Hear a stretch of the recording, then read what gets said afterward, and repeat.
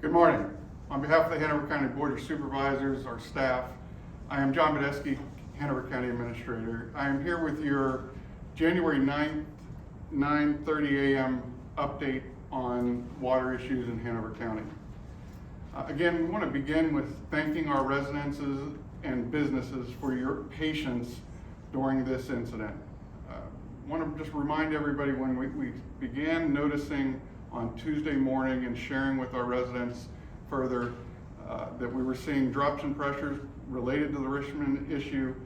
Late Tuesday morning, we started to see individuals without water, and that has transitioned into yesterday. I'm pleased to say that we have made substantial progress since yesterday's 4:30 update, and we're here to share that with you today. Since the 4:30 update yesterday, many of our residents throughout the day yesterday started to see water returning to their systems. At 8:30 p.m. yesterday, we were able to turn our pumps on in Hanover County to fully fill and pressurize the Hanover County system. As our residents woke up this morning, we were able to have water almost back to normalized pressures here in Hanover County. Want to make sure that we continue to be certain on the different areas of impact throughout Hanover County. If you're west of I-95, the Ashland town proper, west of 95, your water system is still safe to drink.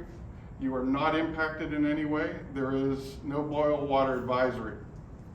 Our system east, and that does include Kings Charter, Rutland, those particular areas around the airport that are on public water systems, are under a boil water advisory down through Mechanicsville. So everything west of I-95 is still under a boil water advisory.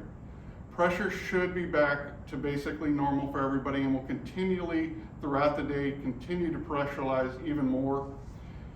What's that mean to you as a resident, a business owner in Hanover County? So as this water comes back online, while you're under a boil water notice, you can use the water to shower, wash clothes, wash dishes. Particularly the boil water notice is to address cooking and personal drinking purposes to make sure that that is safe for everybody. That's related to water pressures. The system water is treated as we have it coming through the county. We anticipate that the boil water notice will go into early this weekend. If we are working with our Richmond, Hanover, Henrico partners, the State Department of Health, to make sure that this process goes as quickly and smoothly as possible so everyone can get back to normal water conditions and have potable water back at your homes. We are committed throughout the boil water notices to continue to provide water to our residents. Today, we will continue to have open at Atlee High School, Cold Harbor Elementary water pickup, bottled water pickup from 12 to 7 p.m.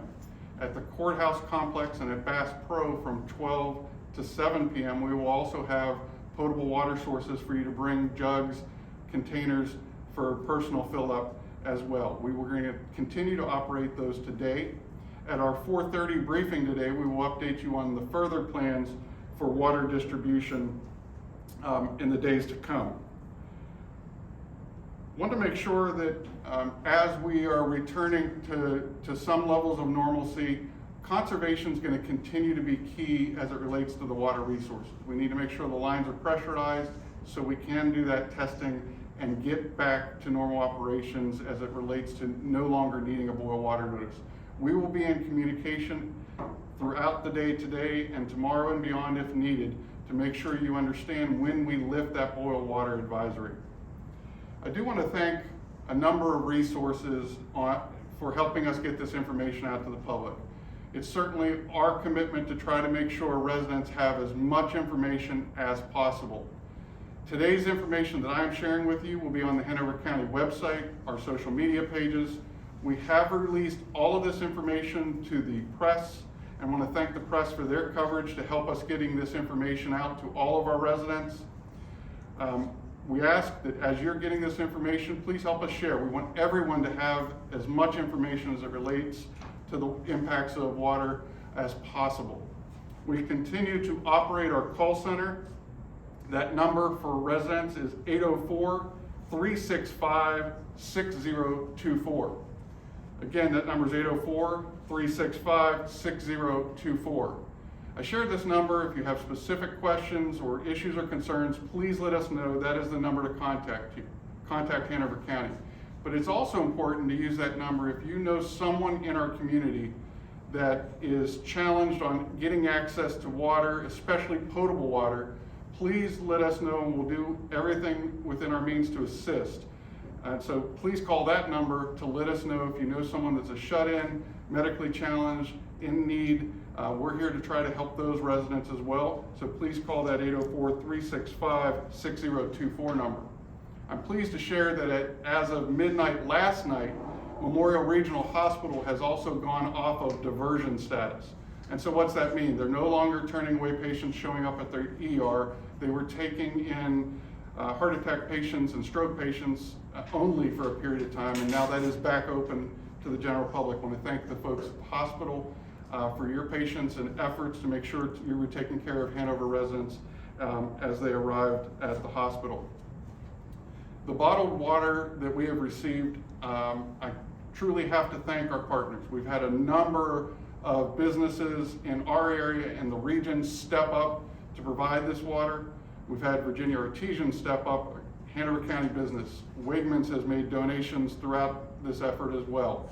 We've had Home Depot, King's Dominion, individual citizens assisting us with bringing this water. I can't talk enough about the spirit of Hanover residents through this. We thank you, we thank our faith-based community for stepping up. We have information on our website of other individuals and businesses that are supporting our residents with water and showering facilities. I encourage you to go to our website and social media. We also shared, our school partners have opened up showering sites today. Those are available for residents that need access to showering locations as well. We're pleased to have a partnership with our YMCAs and the work that they're doing, not only here in Hanover County, but within the region. YMCAs are a resource for our residents and those in the region. If you need showering facilities, we have this information and more on our websites. We encourage you to go there to get additional facts as it relates to showering facilities and how you may receive additional water. While we're coming back to normal processes, this abundance of caution that we're taking is just to make sure that everyone has the safest possible drinking water. We're committed to the safety of our water that we provide for our residents. We're committed to continuing to work until all residents are restored fully with no boil water advisory. Today, we want to share additional information with you as it relates to this particular crisis. Wanted to share the facts of what the water means impacts means to our residents and our businesses, but I also want to make sure that we're addressing some of the questions in further detail that have continued to come in over the past few days. As you can imagine, our focus has been getting our residents taken care of first and foremost, but we've also been working in a number of other fronts to address other issues throughout the county, and some are planning related issues that will go beyond today. I do want to share that we've had questions about after action reporting. We are 100% committed through the Board of Supervisors and County Administration to following up on after action reporting. Our commitment is to never have this issue happen again for Hanover County residents. In fact, this crisis that we're dealing with now is unprecedented in our history as it relates to our water sources. Other than when we've had hurricane impacts, this has been unprecedented. We know this has been a major impact. Some of our residents now have been without full water for 24 to up to 48 hours. We know potable water sources needs to come back. This is of utmost importance to all of Hanover County and our residents. We are committed to that after action reporting, identifying what happened in this particular instance to further detail to assure that we do not have a reoccurrence. We will be working with our regional partners on that action as well. I'm pleased that we were able to send staff to City of Richmond to assist with their treatment plant and getting this resolved as quickly as possible. We've also been working with Henrico and our partners there and appreciate their support and assistance. As it relates to additional donations and the water we've been able to acquire, I do want to thank the Governor's Office, VDEM, for assisting us with the additional water trucks and access to bottled water. Senator McDougall, Senator Delegate Wyatt, thank you for your assistance as it related to obtaining additional water resources for our residents. We will continue that until the boil water advisory is lifted. We've had a number of questions about long-term planning and making sure we have independence in our water sources. I can assure you this is not an issue that has not been thought of or unplanned for. This is a long-term process that involves permitting and investment that we're continuing to look at and has been in Hanover County's plans. We will continue to evaluate those as we move forward. We want to make sure that we never have a reoccurrence of this nature, but also make sure that we have a strong, redundant water system for all of our residents throughout the county. We've had questions about utility rates and fees of what does this mean for me. I want to be clear, if you were not receiving water and you were on the public water system in Hanover County, you're not billed for water we do not send to you. And that is the case through this emergency as well. Hanover County's water system is an independent operated system, as many are. We call it an enterprise system. That system operates independent. Hanover County residents do not, through tax dollars, subsidize our water utility operations. That's done through ratepayers and those that connect to our system. And so we are going to continue to make sure that we are being responsive as it relates to assuring long-term redundancy and the proper backups in place to assure that this doesn't reoccur. We do have a number of technical issues that have come up as it relates to this water emergency as well. Matt Longshore, our Public Utilities Director, is here with us today and going to join us. We will be fielding a number of questions as well as we go throughout this briefing. And so I'm going to ask Matt to assist with addressing some of the technical components. John? I just want to clarify, the boil water advisory is for east of I-95, not west of I-95. That's correct. It's for east of I-95. Residents west of I-95 have been on our Ashland pressure zone fed by our Doswell water treatment plant that has remained in service throughout this whole event. So again, the boil water advisory is just for residents east of I-95. Is there any possibility that west of I-95 residents who live there might eventually be under a boil water advisory? You know, that happened yesterday in Henrico County.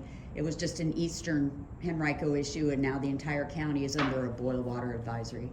That's a great question. There is no possibility that they'll end up on a boil water advisory. The reason for this is when we learned the issues Richmond were experiencing earlier this week, our staff was able to isolate that pressure zone where it's completely fed by our Doswell water treatment plant. So there has been no intermingling of water sources throughout this whole crisis. And that Doswell plant is the reason folks west of I-95 have had water. That is correct. What's in the water? Why does it need to be boiled? I mean, I know it's a VDH thing, but is it contaminated? What's in it that it needs to be boiled? That's a great question. So the reason for issuing a boil water advisory in the first place was because of low system pressures. So the way that works is once pressures in a water system drop below a certain level by state code, we have to issue a boil water advisory. The technical reason for that is once pressures get so low, it allows the possibility, as remote as it may be, for bacteriological components to be able to migrate into the water system. So the reason for the boil water advisory, there is no known contamination event. The reason for the boil water advisory is simply due to low pressures in the system and the possibility of potential bacteriological components making its way into the system. With bacteriological elements potentially present, the reason for boiling water is you bring that water up to a certain temperature where it's a rolling boil for a minute, just as the advisory states. That gets rid of that bacteriological threat. But it's safe to shower, it's safe to wash your clothes, that sort of stuff? It is all non-consumption activity, showering, washing clothes, things like that. It's safe to do. The boil water advisory are just for consumption activities like drinking and cooking.